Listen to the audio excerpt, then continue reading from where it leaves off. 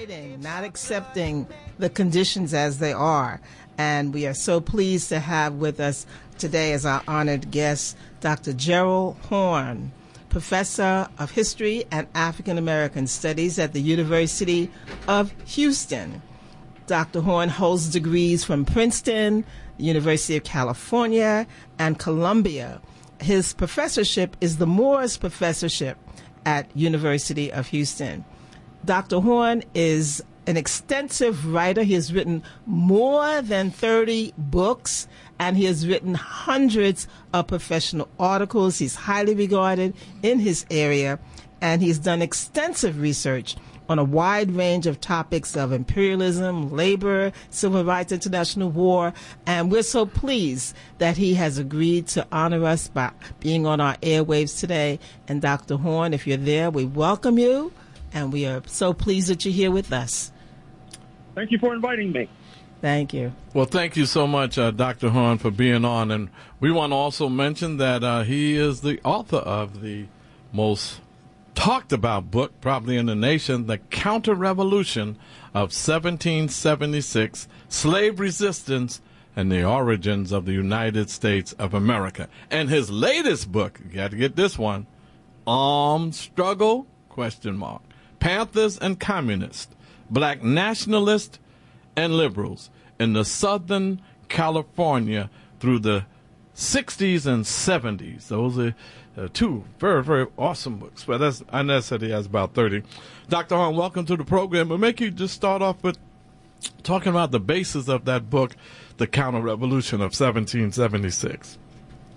Well, it should be obvious that when the slave owners led by Jefferson, Washington, Madison, Patrick Henry revolted against British rule, that a prime objective was seizing the land. Now, the fact that some of our friends on the left expect Native Americans who lost their land, and was their objective to genocide, to celebrate that particular tragedy, I think says it all. Second of all, I think it's fair to say that when the slave owners revolted against British rule, they were not joined by the enslaved. Indeed, by several orders of magnitude, the enslaved did not join in the formation of the United States of America. And I think that's one of the many reasons why slave descendants have been treated so atrociously and so horribly.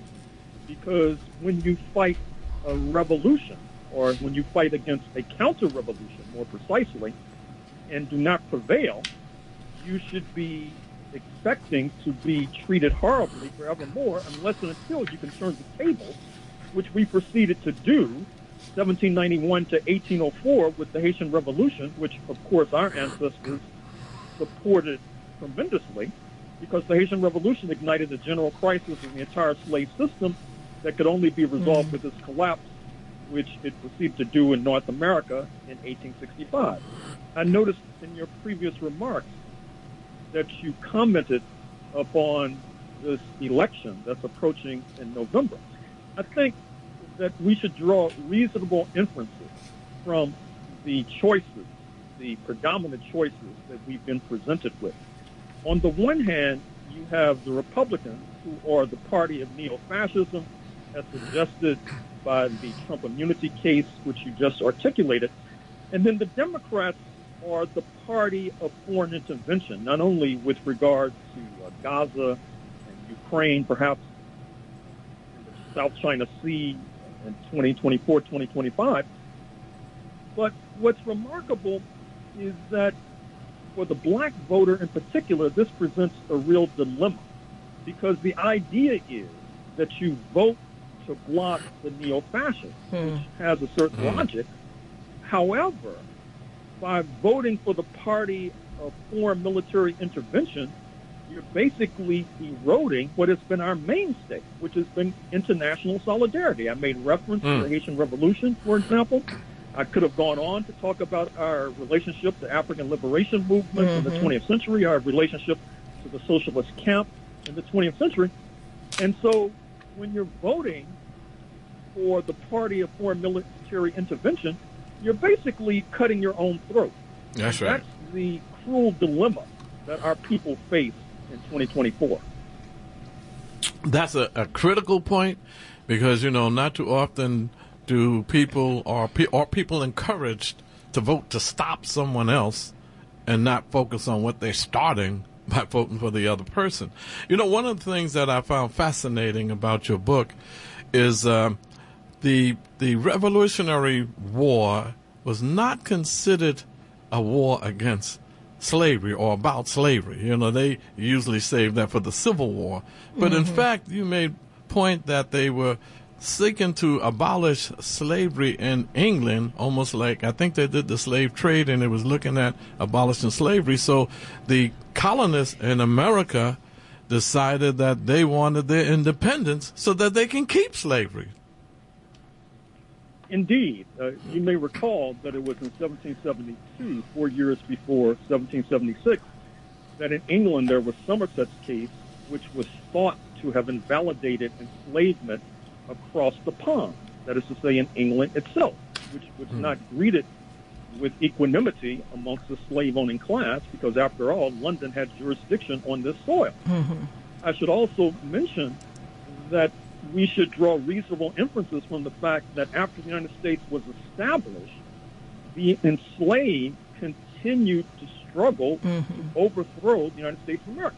In a previous book I wrote called Negro Comrades of the Crown, I talked about the War of 1812, where the United States tried to seize Canada from London.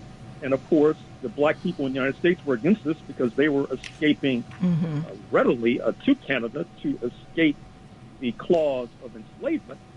And, in fact, in August 1814, when the British Redcoats invaded Washington, D.C., they were joined by the enslaved in Washington, D.C., in Maryland, and Virginia, who helped to torch the White House, sending President James Madison and his garrulous spouse, Dolly, fleeing into the streets, one step ahead of the posse, and then getting on British ships and departing to Trinidad and Tobago, where their descendants continue to reside. Now, when I spoke on this topic a few years ago after the book was published in New York City, there were folks in the audience who had roots in that particular migration, and in fact, at that point, were living in Brooklyn.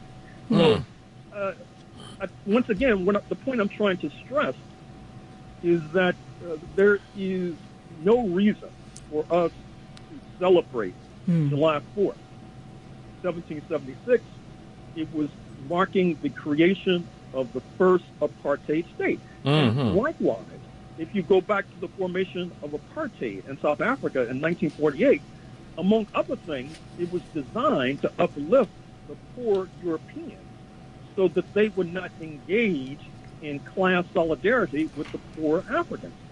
Likewise, if you look at the vaunted U.S. Constitution, which you just quoted Frederick Douglass to some effect denouncing, and if you look at the vaunted Bill of Rights, the first 10 amendments to the U.S. Constitution, they did not apply to the enslaved population. Right. They did not apply to the Native Americans. Hey, the Native Americans did not have the right to bear arms. In fact, a strategic objective of the settlers, the European settlers, was precisely to keep arms out of the hands of Native Americans. Likewise, a purpose of the Second Amendment, and in fact of the entire legal framework of the Constitution, was to be able to have militias to suppress revolt of the enslaved and to wage war against the Native Americans. Now, that should be obvious, but somehow it's not, which is why we have to have these kinds of discussions. Dr. Horne, thank you so much. We're going to continue with our questions. We want our listeners to know, get ready. We're going to have a call-in time, and that call-in number is 212-209-2877.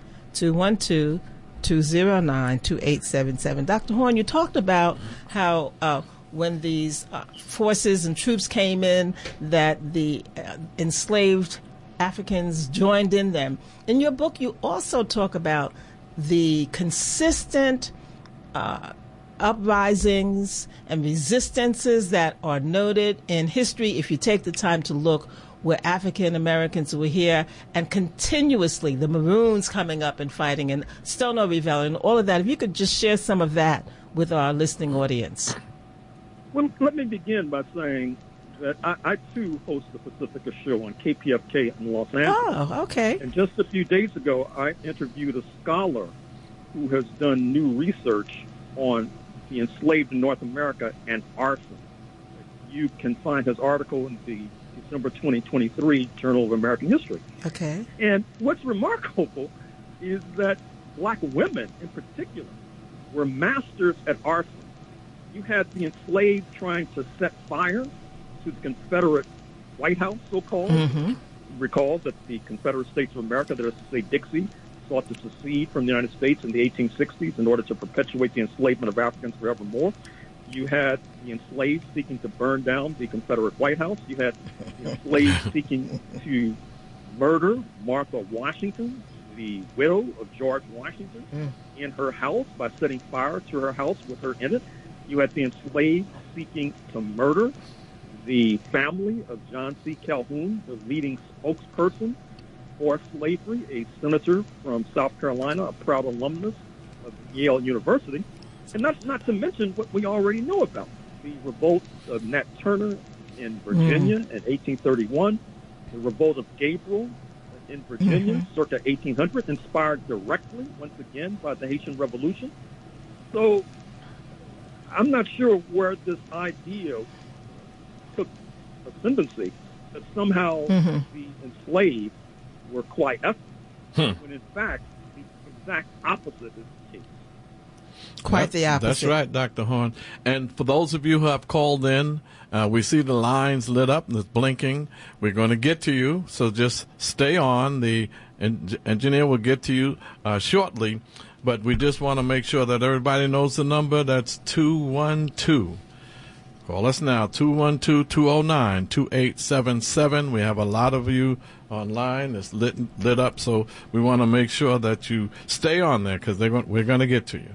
And to your point, Dr. Horne, we have to remember that this is a battle that we have to continually fight and raise the question. You know, the idea that, our Negroes were happy Negroes. Scholastic Books had the audacity to print a children's book. I think it was called A Birthday Cake for George Washington, in which they had the nerve to depict those enslaved people as being pleased at what it was that they were doing and being satisfied and happy. So it's not anything that we can leave to rest thinking that we've achieved that and we can move on.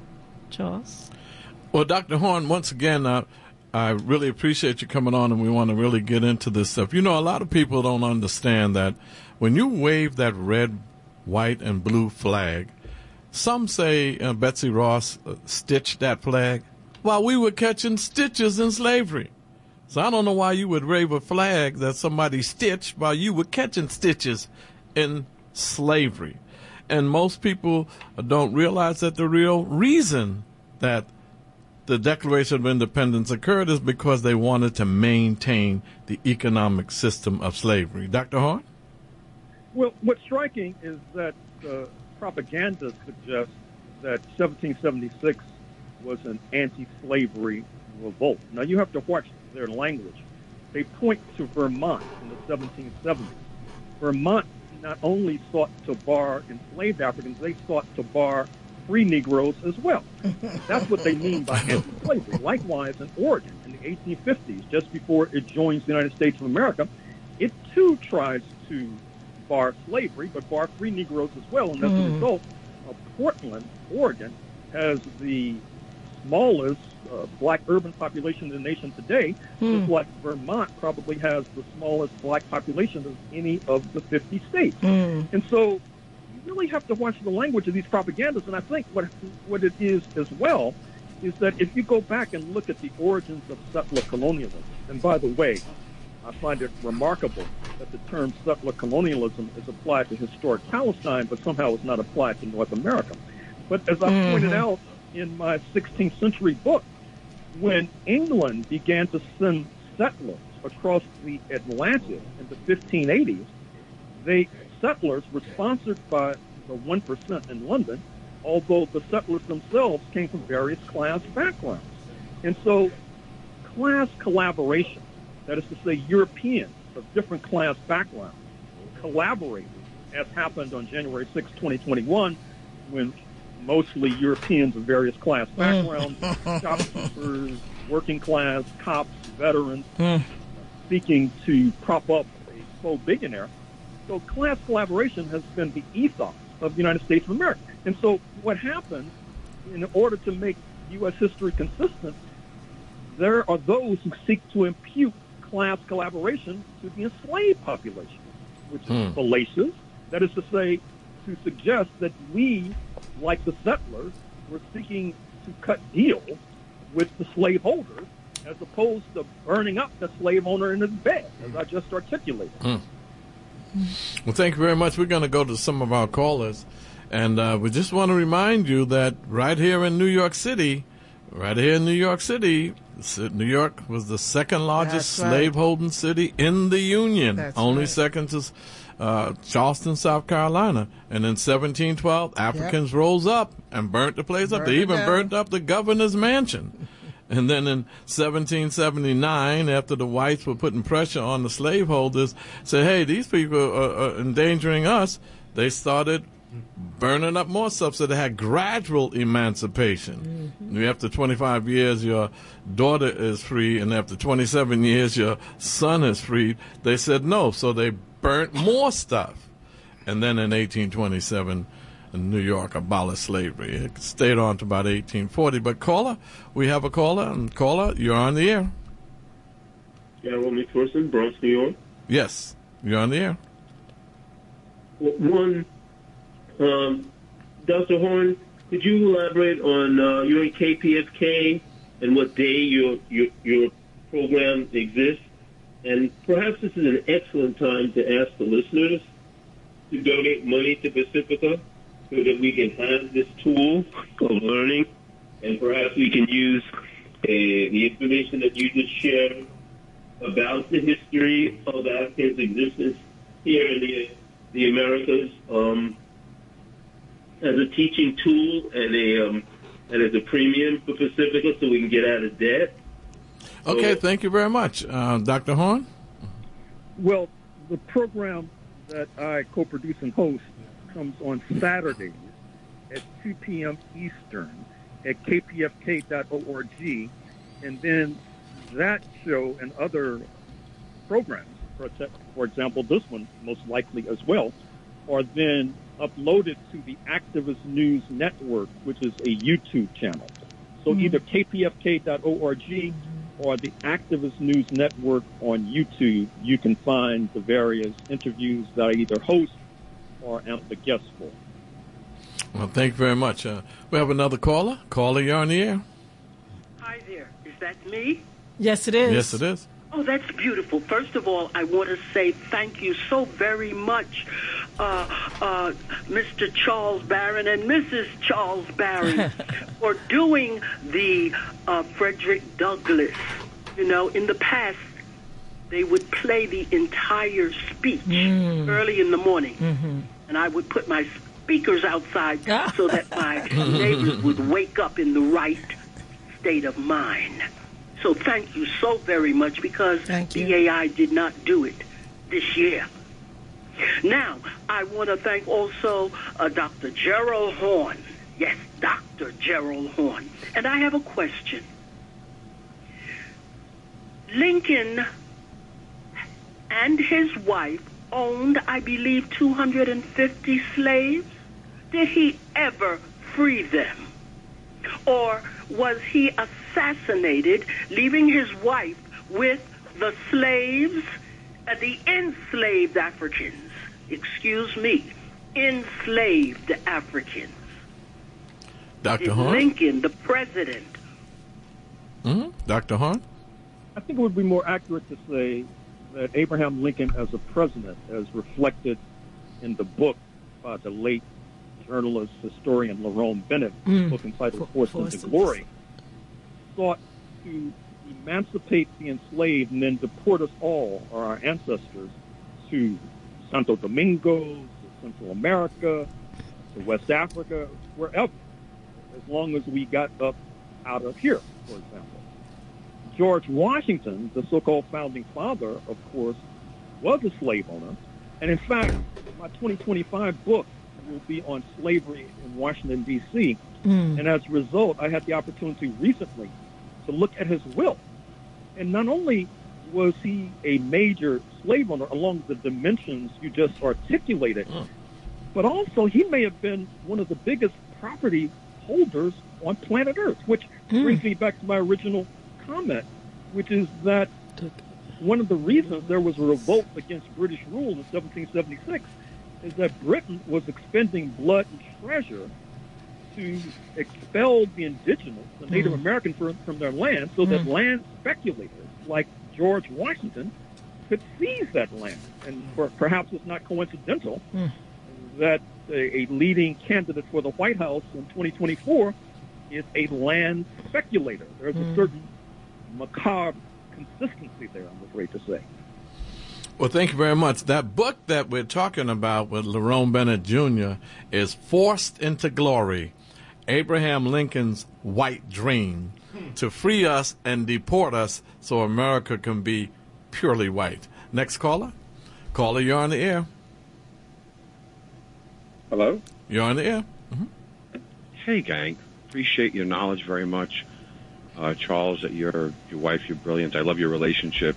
You guys are really cute. Dr. Horne, you are so intelligent with your history, and I appreciate learning from you. I would like to add, and I ask this to Dr. Gerald Horne, are you open if history had unfolded something and had left it incomplete? Are you open? Dr. Horne? I don't know. You have to articulate the question for me. Am I open? Yes. In other words, because I'm hearing some of the things that you're saying, and I just wrote a book, and I did some research on a lot of different things, and quantum linguistically, I broke down the Declaration of Independence because I agree with everyone and completely with no argument before I wrote it. And as I started to unfold it, I started to realize that the Declaration has a certain continuity, and I don't want to speak it because, of course, it's in the book right now. And I would like to add, too, that I do not argue that these men had slaves and they were egregious to what the fiber of being American really be. And they also, both Jefferson and Benjamin Franklin, had also said, what we wrote in this document we will not be able to complete, and one day maybe we can. Because think about this. We get older to our lives, and alchemistically, through the fiber which we age, I don't want to say we get mellow, but we get more knowledge. Caller, I think Dr. Horne may got the gist of what you're saying, so let's let him respond to what you're saying. Go ahead, Dr. Horne. Well, to the extent that I understand the question, I would say that the Declaration of Independence, marking July 4th, 1776, denounces in no uncertain terms the indigenous population. That's right. London is accused of supporting the indigenous population.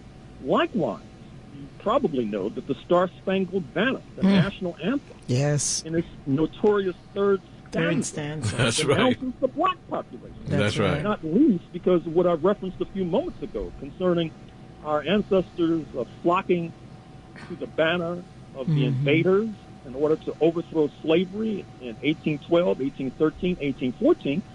How many national anthems are there that denounce a specific category of the population? And in that regard, let me mention a news item that escaped the attention of the New York Times, but I've been mentioning it repeatedly in recent days and weeks. The Pew Center, which is a think tank, just did a study and a survey of black Americans, where a majority of black Americans have concluded that the government of the United States is working against their interests. Now, what's remarkable is that there are few political organizations that can explain why a majority of black Americans think the government is working against their interests. And likewise, Pew itself castigated those that they surveyed, saying that this was some sort of conspiracy theory, like Elvis Presley is still alive.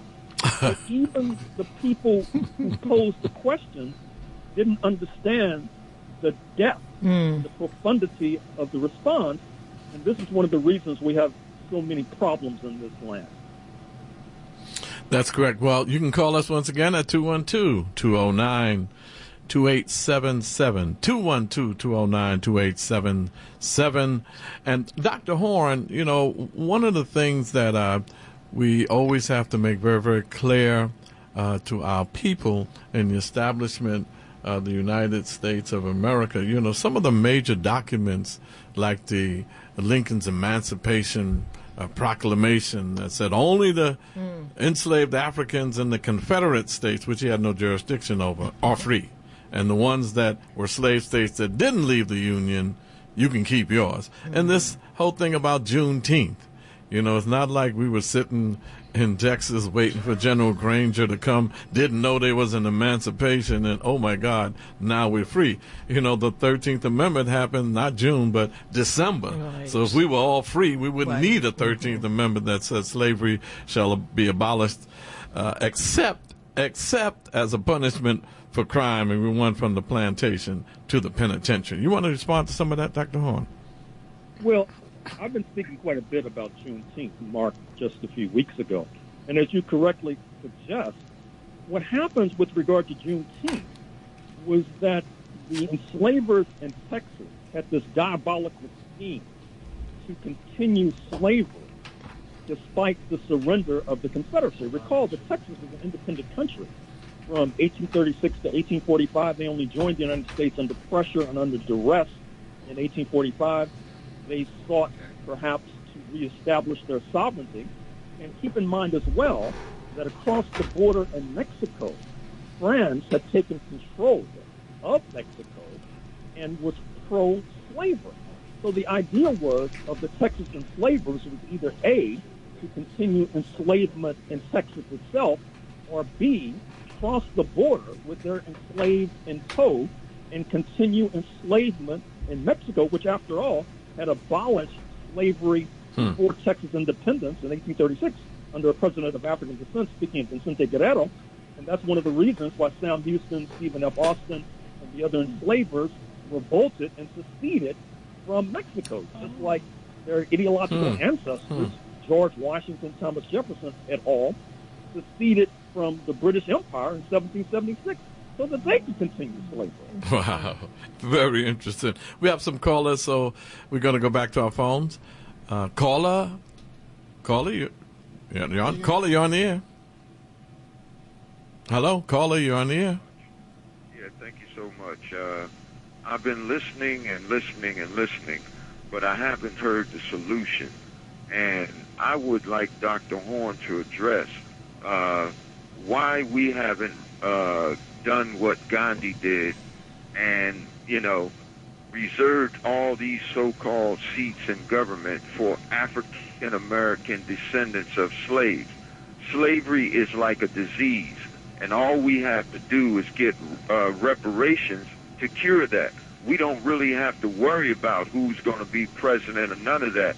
And we can't get reparations until we return the ties of the African descendants of the slaves with their African relatives in Africa. Until the Africans stand up and say that we want you returned and you're going to keep everything that you earned in the United States instead of worrying about returning some damn statues and some pictures, which they're running all over the world talking about no matter how long they've been gone, they still belong to us. Well, what about the people? No matter how long we've been gone from Africa, we still belong to you. And you haven't asked one time, if you get behind us, if they get behind us, we're going to get anything we want on this planet Earth. And all this fooling around with this voting nonsense, if we don't get good lawyers like Dr. Horne, who can negotiate with the world courts on what we are entitled to as people who never signed on the dotted line to give up our citizenship to Africa. Some of these immigrants are coming in here signing on the dotted line, African as they want to be, but they've given up all of their rights and the descendants of slaves. We never did that here in America. Thank you very much. Let me let Dr. Horne respond to you. Thank you, caller. Dr. Horne? Well, as I suggested a few moments ago, Park, of the key to our making progress has been our ability to build international solidarity by dint of the Haitian Revolution, 1791-1804, by dint of our relationship with African liberation movements, Caribbean liberation movements, socialist camp in the 20th century. And let me take the opportunity to compliment former City Councilman Charles Barron, who knew that that was a key principle because he was in solidarity with the much beleaguered government of Zimbabwe, which came under pressure because its government sought to reverse the tide of settler colonialism by reclaiming the land from the European invaders, and that was a step towards building this kind of Pan-African solidarity, global solidarity that has been the key to our progress. And I dare say, to reiterate, that it's going to be very difficult to execute that strategy as long as we feel compelled to support either A, the party of neo-fascism, which means suicide, i.e. the Republicans, or the party of foreign military intervention, which means destabilizing our global relationships. We need to break out of that straitjacket. Thank you very much. We have another caller. Caller, you're on the air. Hey, it's Charles Richard again. I just wanted to ask Dr. Gerald, how can I forward you a copy of this book? How can I do that? Oh, better bookstores everywhere. They're all over the place. I'm not underground yet. Well, Dr. Horne, you know, we certainly appreciate you. We have some time left. I want you to make some closing remarks, of course. But I think this has been a powerful program. We hope it gets rebroadcast because of your deeply profound discipline of scholarship and research. So we thank you very much for being on the air with us. And we're going to have you come back because it's just not enough time to really get to all of the stuff that we know that you can share with us. But could you give us an update on some of the stuff that's happening in Africa? We always like to say, as Dr. Osagyefo Kwame Nkrumah said, and Amali Yesatela of the African People's Socialist Party says, central to the liberation of African people on the continent and in the diaspora is the unification and liberation of Africa under socialism. So if you can speak to some of that many people are talking about in these revolutionary times. Well, I note that you made reference to the events ongoing in the former settler colonial regime in Kenya. And what's interesting is that President Ruto, who obviously sees himself as the deputy sheriff for U.S. imperialism, looking at this dispatching of cops to Haiti, for example, is digging himself a deeper hole because he's retreated on the tax increases that led to these protests, tax increases on women's sanitary products, babies' diapers, for example. Wow. And instead, he's going after the government bureaucracy and laying those people off so that those government bureaucrats in their suits and ties will be in the streets sooner rather than later. With regard to South Africa, I'm sure you took note of the setback for the ANC. But what's interesting is that in the appointment of the cabinet by President Ramaphosa, he broke up the agriculture and land ministry, turned over agriculture to a representative of the Neo-Apartheid Party, the so-called Democratic Alliance, and then turned over the land ministry to a leader of the Pan-Africanist Congress of Azania, which you might recall that before the advent of the economic freedom fighters, which got 10% of the vote, it was the PAC that was carrying the banner with regard to land reform. So it's going to be very interesting to watch what this PAC representative is going to be able to do with regard to restitution of the land in South Africa, which needless to say is a central issue. Oh, thank you so much, Dr. Horne.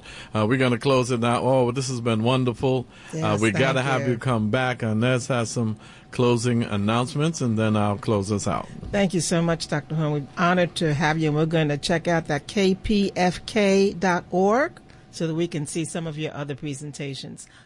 Just in terms of